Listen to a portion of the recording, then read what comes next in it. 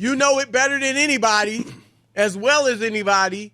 The start, kind of the official start. We know, of course, it's just an exhibition game, but it's kind of the announcement that football is back. The Hall of Fame game in Canton, Ohio. You know, of course, I'm from Ohio and worked in that whole Canton area. Football is king in Ohio.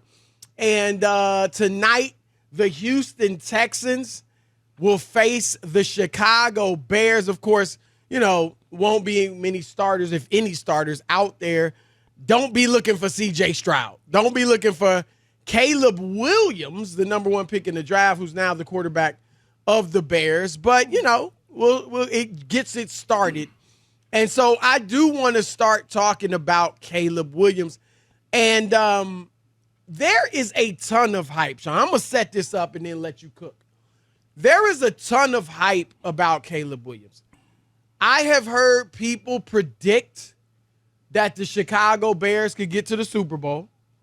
I have heard people say, and this one is pretty accurate, that no number 1 pick at quarterback has ever been set up this well with this type of team. You got some real weapons and dangerous players. DeAndre Swift, they picked up DJ Moore. They just signed Keenan Allen. Like, they got some weapons up there in Chicago. Defense came on late last year. And so the hype machine is in full effect for Caleb Williams to the point where people expect him to come in running, like come right in and pick up where he left off at USC. And that the Bears, who I might add this, Sean, in the best division in the NFC with Green Bay and Detroit and even Minnesota, you know, could be a little bit dangerous. So there's my question to you, Sean. Do you think Caleb Williams this year, I think he'll be a really good quarterback down the line, but this year, do you think he can live up to the hype? Not the public's expectations, not the public's hype. You mentioned the things that the Bears have added, and you mentioned the improvements of the Green Bay Packers and the Detroit Lions. You didn't say them specifically, but you talked about that conference and the difficulty.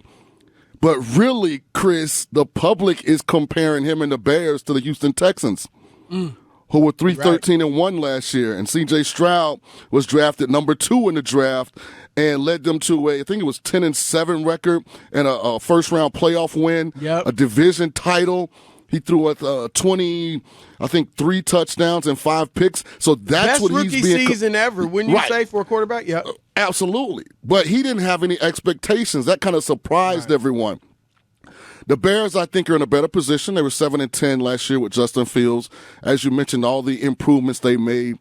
If you look at historically, Lincoln Riley quarterbacks have done well initially in the National Football League. Kyler Murray, I think, was a 20-touchdown, 12-pick guy. I think Baker Mayfield was a 27-touchdown, I think like 14-pick guy. So they've had success, but neither one of those guys had expectations like this. So I'm going to say no. I'm not going to say he doesn't have a good rookie year, but I don't think him and the Bears live up to the expectations because I think they're thinking win the North, make it, to the second, third round of the playoffs. I'm just not sure that jump happens this year. Well, and like you said, added on top of what I said, with some people thinking they get to the Super Bowl, people looking at their weapons and how good they think they can be. Also, add on top of that, and you mentioned him, C.J. Stroud. Like what he did last year, I do think people are looking at it like, well, if C.J. can come in and do it, and let's keep it real.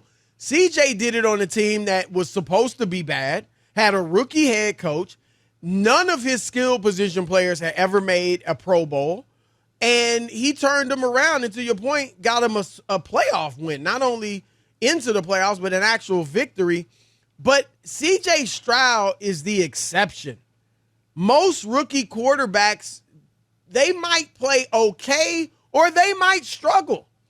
And that doesn't mean they're not going to be good, but they might come in and, they don't light the league on fire. He's really the only one. Andrew Luck played well. And Luck was in a pretty good situation, too. I know, remember, Indianapolis had been bad the year they drafted him, but that was kind of Peyton had was gone, and they just were lost without Peyton Manning. But they had some pretty good players elsewhere, and they won 11 games in Luck's rookie year. But I'm with you. There are some out there I've heard say that Jayden Daniels in Washington, they think, late in the season, they think it'll be a C.J. Stroud. Not that Caleb will be as bad as Bryce Young was last year, but they think it'll be a similar situation in that people are saying the number 2 guy is better, or at least having a better season than the number 1 guy. Where are you at on that? Well, I had Jayden Daniels ranked as the number 1 quarterback in this group, and it wasn't close. I think Jayden's better than Caleb in every factor that you can quantify at playing quarterback. The thing that worries you about Washington, they still have not fixed that offensive line. They have good skill position guys. I think they added Austin Eckler at run to that backfield, but Terry McLaurin and that group are talented. But that offensive line was the reason Sam Howell struggled mightily last year. I think they led the league in sacks, if I'm not mistaken. So I love Cliff Kingsbury as an OC. I think Dan Quinn and those guys will do a good job. I love Jayden Daniels as a talent. I just don't fully trust the Washington offensive line. Other than that, I'm with you 100%. So why do you, and I'm not necessarily there, I'm just saying I've heard people say that, but why do you like Jayden better than Caleb? Well, because he's proven more consistently that he can play elite quarterback within the confines of the scheme. And so when you talk about Caleb and the mastery that we saw at USC, a lot of it was ad-lib. A lot of it was him running around, making 3 guys miss, throwing the ball back across the field.